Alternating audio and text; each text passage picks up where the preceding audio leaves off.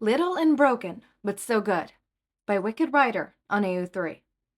Episode 13, Chapter 13. The small classroom was packed with parents and kids, chatter filling the room to the brim. Shouta hung back by the snack table, watching as Eri talked excitedly with her friends. She'd really come such a long way from the little girl who had been scared being dropped off on day one. It was amazing to see how much she thrived throughout the year. Hizashi must have really been an incredible teacher to bring her out of her shell so much. While most parents seemed to know each other from interacting throughout the year, Shouta didn't. Not only did he typically avoid human interaction when possible, but the fact that he never got to stay for more than a minute or two when picking up or dropping off Eri meant that he never really got to meet any of the other parents. So, which one's yours?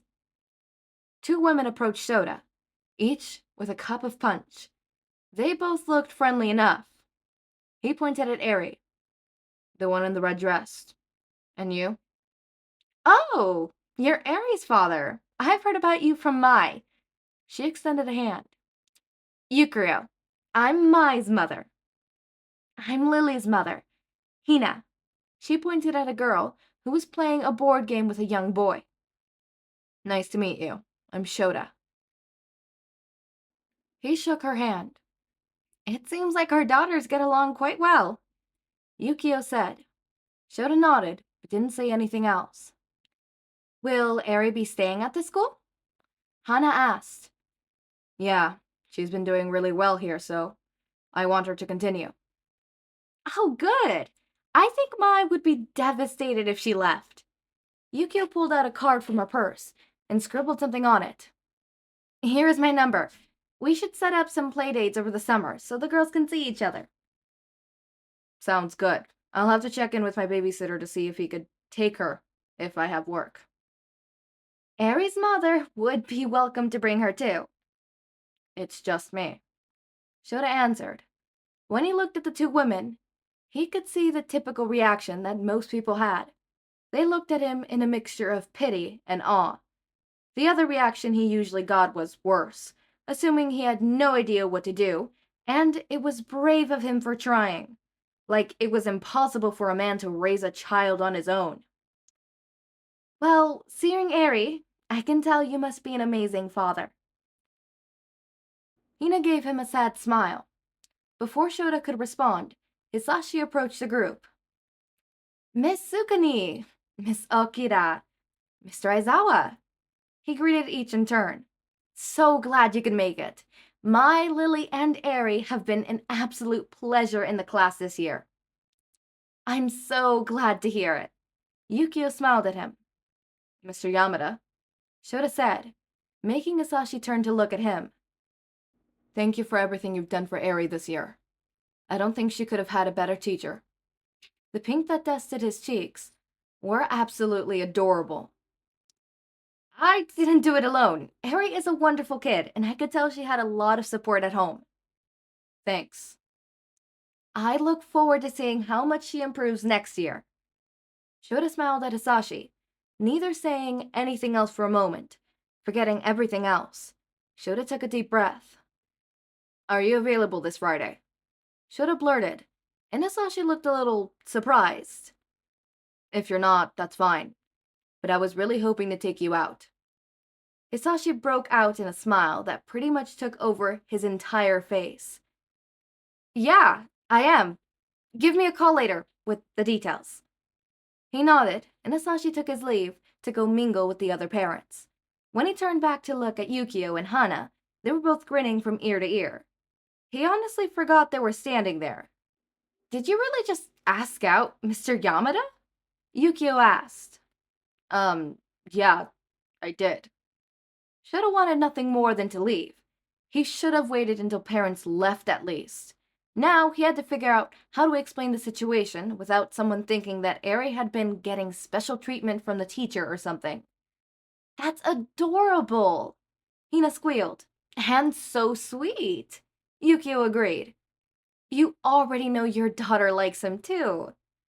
All the worries that Shouta had thought throughout the year seemed to disappear instantly.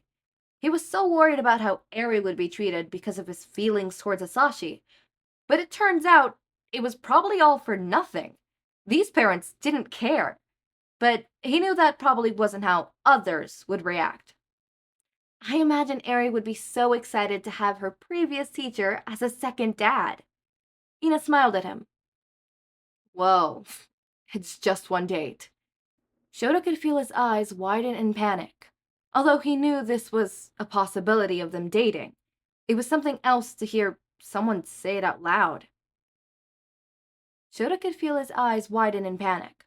Although he knew this was a possibility of them dating, it was something else to hear someone say it out loud. Please. Ina rolled her eyes. I'm a single parent too. I already know that dating is out of the question if you don't think anything serious is going to happen. Introducing someone to your kid and then having them disappear is too much for them. Shouta rolled those words over his head. He knew that was true, hence the main reason he avoided dating ever since he adopted Eri. But thinking that Hisashi could be another father to her was a huge step he wasn't sure he was ready for. Instead, he just wanted to focus on date and just see how everything else went. If in the future he wanted to become a dad to Eri, then Shouta would invite him into the family. But that wasn't something he should be thinking out before having a proper date. Whoa, you're looking good, Mr. Aizawa. Mirio smiled as he opened the door to his house. Thanks. Shouta smiled as Eri ran into the house, probably looking for the cat. Mirio promptly followed her into the other room. She was well acquainted with Suneater, the Togata house pet, for a while now. It took a while before she got comfortable and would play with Eri, but eventually they became attached. It was one of the few animals to interact with on a daily basis, since they still haven't decided on a cat to adopt yet. I don't think I've seen you in anything that nice before. Miru's mother greeted him, taking Eri's overnight bag from Shota's shoulder. You must be excited for your date. Yeah, I really am. Shouta didn't want to mention the fact that he texted Emmy a few days ago in a panic that he had nothing but work clothes and sweatpants to wear. He had to spend an entire evening at a store trying on everything and anything that Emmy and Eri wanted him to wear. But he drew the line at the unicorn onesie they tried to get him as a joke. Eventually, they settled on a nice pair of slacks, buttoned up down with a red vest and a matching tie. Emmy also convinced him to pull his hair back in a low bun, which seemed to fit the outfit well enough. Hopefully Hisashi would like it. Thank you for watching Eri tonight. No problem, Shouta. Miss Togata smiled.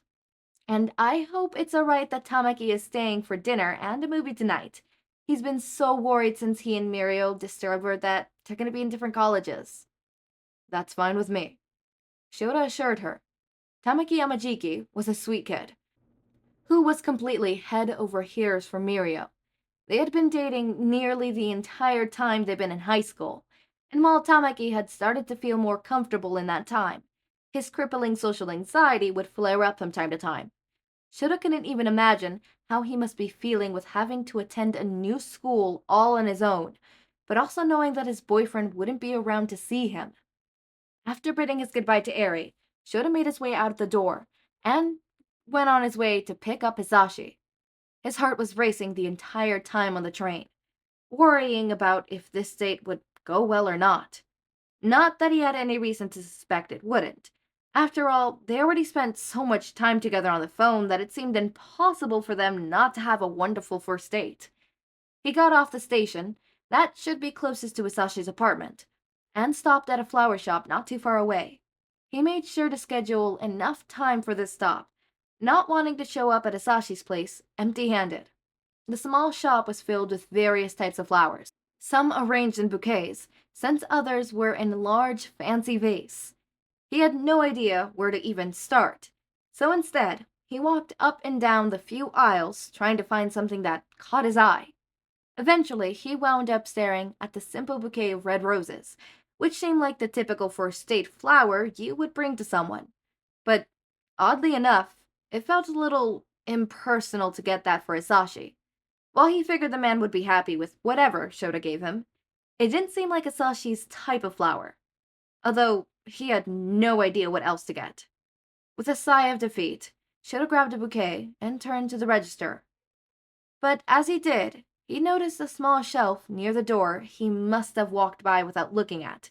On the shelf, there were a few buckets at the bottom for bouquets and a few vases. But what stood out was a type of flower that made them all up. He remembered back to the day where they had the picnic, and Hisashi explained all his tattoos to Shouta. He remembered the gray cell sunflower, and now he said his mom compared him to the sun. The sunflower arrangements were perfect to bring for Hisashi.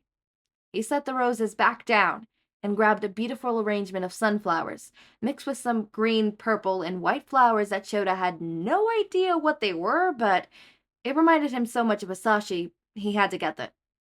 Somehow he managed to make it on time to the address that Hisashi had given him, and knocked on the door. Shouta was unprepared for how good Hisashi looked for their date. He wore a well-tailored three-piece blue suit. While the bow tie and vest was a plain dark blue, the jacket was a plated color of various types of blue. That should have looked tacky, but Hisashi pulled it off so well. His long hair was pulled back into a half updo, but still letting it cascade over his shoulders, in a dark contrast to his blue clothing. "You look amazing," Shouta said before he realized it. Hisashi grinned. "So do you." "Here." Shouta shoved the flowers towards Hisashi, worried that if he kept staring at them, they'll never get going around to having the actual date. These are beautiful." Hisashi grabbed the flowers, bringing them to his nose to smell them. He opened the door a little wider and motioned for Shouta to come in. "Let me put these in water and we can go." Hisashi's apartment was exactly what Shouta had imagined it would look like. A mixture of musical instruments in one corner, with sheet music still on the stand between the keyboard and guitar. Each piece of furniture was a different color, bringing so much personality to the small place. Artwork covered nearly every inch of wall, each in a different style. Even with how cluttered it looked, it wasn't exactly messy, just well lived in. In the kitchen, Hisashi pulled out a vase from under the sink and filled it with water before arranging the flowers. While he was busy with the flowers, Shouta noticed a notebook sitting on the counter. It looked like it was a piece of music, but the notes were messy, as if someone was drawing them by hand rather than the normal printed version he'd seen before. There was no title to the piece, but notes were scribbled all over. "That's a song I'm working on," Hisashi explained, probably noticing Shota's looking at it. "It's giving me some trouble, but I think it'll sound nice when it's finished." "I'd love to hear it when you're done." "Of course." The way that Hisashi smiled at him made Shouta want to melt on the spot. He always looked at him with so much adoration that Shouta felt unworthy to see such an expression. But at the same time, he would give anything to ensure that Hisashi always looked like that. With that, the two left for their date. Luckily, Hisashi's apartment was within walking distance of the bistro that Shouta had originally proposed to go to. They walked with no rush towards the destination, making idle conversation, and genuinely enjoying the company. As much as Shouta wanted to hold Hisashi's hand, now that he was probably allowed to, he wasn't entirely sure if that was too forward for the start of the date. They finally arrived at the restaurant, and managed to be seated just after a short wait. It was on the smaller side, but Shouta liked that about it. There was a cluster of booths in the middle with hanging vinyl plants draped through the middle to get the illusion of a little more privacy. Tables were scattered along the brick walls of the restaurant, and the dim lighting provided a calming ambience.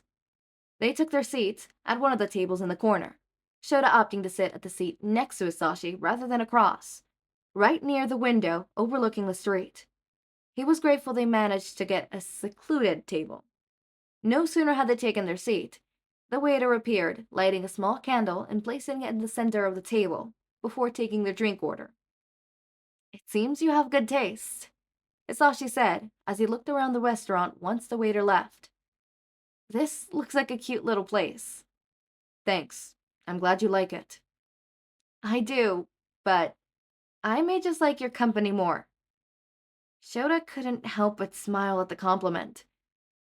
In between the conversation, the waiter came back and took their order before leaving them alone once more. It felt nice spending time with Hisashi alone. While all the outings with the kids were great, and Shouta wouldn't trade those days for anything, he loved being able to spend some time together, just the two of them.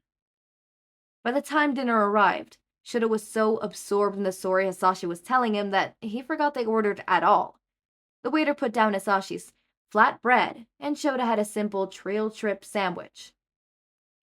Well, you see, my mom was an opera singer, Hisashi continued, while happily munching on his food. So I grew up surrounded by music all the time. She taught me how to play the piano, and eventually I started to pick up every instrument I could get my hands on. That's amazing.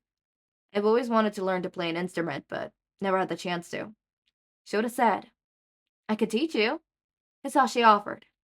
I've been told I'm a pretty good teacher and would love to show you how to play. Thanks, but I would hate to take up your time with something that I probably won't be able to do anyways. But I want to show. Plus, I don't actually have plans over the summer anyways, so it's a good excuse to spend some time with you. Glad I could be your summer plans. Shouta chuckled. With their meals finished, Shouta ordered another round of drinks and a piece of chocolate cake for them to share.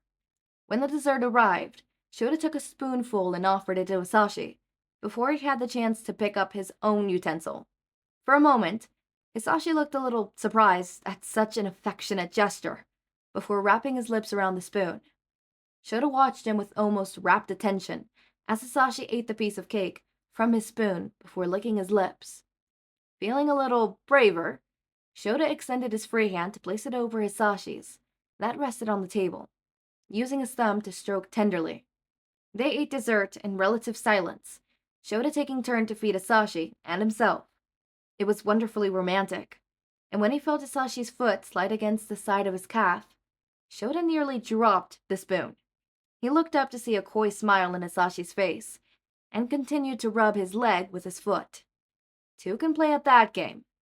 Shouta took another spoonful of cake and brought it up towards Hisashi. Before he could bite, Shouta pulled the spoon a little further away, causing him to chase it a little. That wound up bringing Hisashi's face in close enough for Shouta to place a kiss right on his cheek. He could feel Hisashi stiffen slightly before relaxing. When he pulled back to his seat, his smile returned much brighter and bigger than before. When they finally finished, Shouta paid before Hisashi could even react to the bill being present. He offered to pay for his half, but Shouta didn't accept it. They decided to take a walk in the park that was nearby, the same one that they had a picnic with Eri a few months back. Hisashi linked fingers with Shouta as they walked along the path in the crispy evening air. So, how did you become a journalist? Hisashi asked. Honestly, it was by accident. Shouta moved a little closer next to Hisashi. After I moved into my own place, I had to work at some crappy jobs in order to make rent. I originally was planning to going into the police academy after graduation, but I didn't make the cut. I ended up getting hired as an assistant for a small newspaper, and I really enjoyed working there. Hisashi listened, never interrupting his story, which wasn't something Shouta was used to.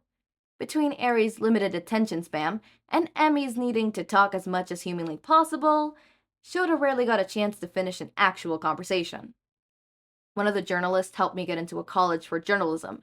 When I graduated, he wrote me a great letter of recommendation for my current job. That's so impressive that you managed all of that, especially at such a young age. It was a little lonely at times, but I didn't mind. Plus, without all that, I wouldn't have met Hitoshi and Eri, or even you. So, I'm glad my life went the way it did. Hisashi leaned in and kissed Shota's temple. I'm glad it did too. Both lost track of time as they walked, alternating between peaceful silence and exchanging more stories. By the time it got dark, Shouta decided it was time to head home. Hisashi insisted he walked him home, which was something that Shouta was hoping would happen. They took the train to the next station and walked to Shota's place. I had a wonderful time. Hizashi faced them, clasping both their hands together. So did I. Shouta responded. For a moment, they stood outside the doors of the apartment building. Shouta didn't really want to end the night, but he wasn't sure how to broach the subject. Before he could say anything, he looked up to see Hizashi bringing one hand up and kissing it gently. It was a resemblance of their first kiss together, after Shouta had punched Nakio and needed it to be bandaged back up. Only this time, they were allowed to. They could be together, without worry. Before Shouta could say anything else, he leaned forward to capture Hisashi's lips into a kiss. Shouta could feel electricity run down his spine the moment their lips connected. Dropping one hand, Shouta tenderly cupped his jaw. There was no rush this time around, so Shouta would take it to his... There was no rush this time around, so Shouta wanted to take his time. He kissed back, matching each press of lips. When they finally broke apart, Shouta smiled at Hizashi. Do you want to come in? He asked. Sho, I want to, but I don't want to interrupt the time you get to spend with your kids. Hizashi looked a little sad. Not until we're something a little more serious. I don't want Eri or Hitoshi to get attached if I'm not going to be in the picture long. Why wouldn't you be in the picture long? Hizashi shrugged. I'm not usually the type that people keep around for more than a few months before they get annoyed with. Hizashi, we've been spending these past few months together, and each time I think I fall for you a little more. I could never get annoyed with you, and I know you're going to be in the picture for long. He leaned in to kiss Hizashi once more, who eagerly responded. Plus, you won't have to worry about the kids tonight. Eri is staying at Miriko's house, and Hitoshi is staying at Midoriya's. So, Hizashi trailed his fingers up Shota's arm. Are you telling me we have an entire night to ourselves? I don't want to pressure you. Obviously, we don't have to do anything, but I don't want this night to end. Me neither, Hizashi replied. Let's go inside. With that, Shouta clasped his hands and walked them into his apartment. Alright, before we get into that, I just want to say, the reason why I have been doing, I've already had 2 days where I didn't upload. That's my bad. Look, blame the Discord people. They keep distracting me with Minecraft. How can I say no to Minecraft? I'm going insane in Minecraft. I'm gonna be honest with you. I'm in those VCs and I'm sitting there, I'm like, brain rot. And then because of that, I'm also setting up some stuff for some other things. Whatever, point taken is, blame it on Minecraft. Blame it on Minecraft. Okay, moving on.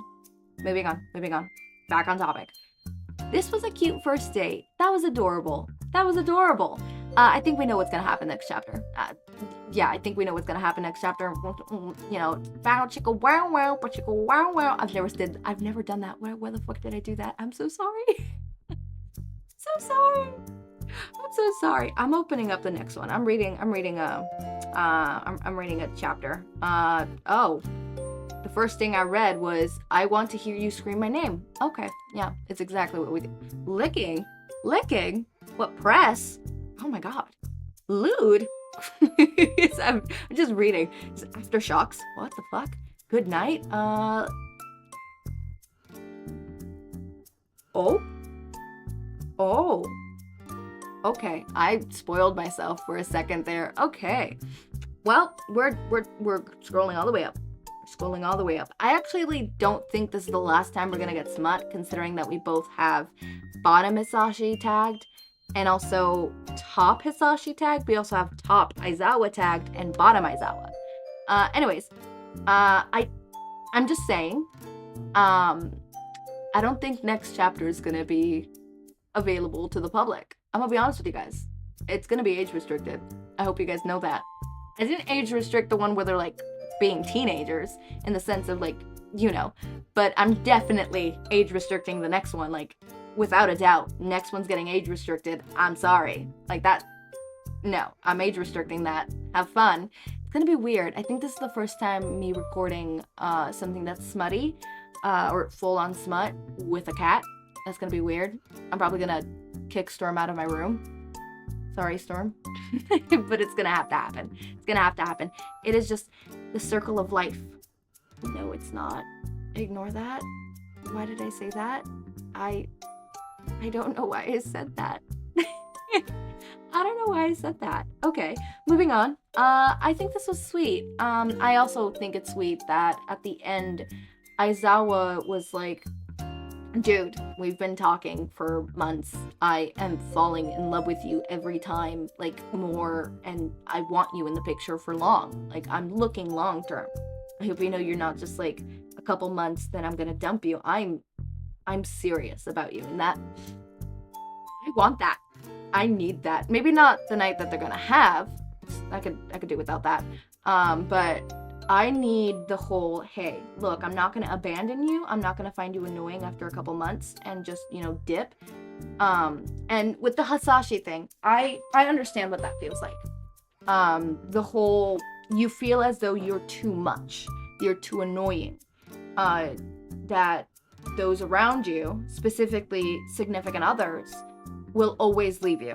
For the most part, most of my relationships have been really short. I have never had a relationship longer than 10 months, and that one was pushing it. Honestly, that relationship should have ended a whole lot before, but I'll be honest, I think the only reason Mans didn't leave me was because Mans was cheating. So, he had entertainment on the side, so that's why he didn't got bored of me, right? Yeah, you heard that right, I got cheated on. Okay, moving on. But for the most part, apart from that 10-month one, which should have not been that long, the second I found out that motherfucker was cheating on me, I should have ended it. I didn't end it when I found out. I didn't. You should end it. I got gaslit into thinking that that wasn't cheating. I'm sorry, that was cheating. Past Echo, let me slap you and then hug you, okay? But moving on. I understand what that feels like. It is heartbreaking because you then go into the next relationship and you're enjoying the moment, but at the same time you're thinking, all right, I'm happy now, but when is this person going to, get annoyed with me and leave? When is that going to happen?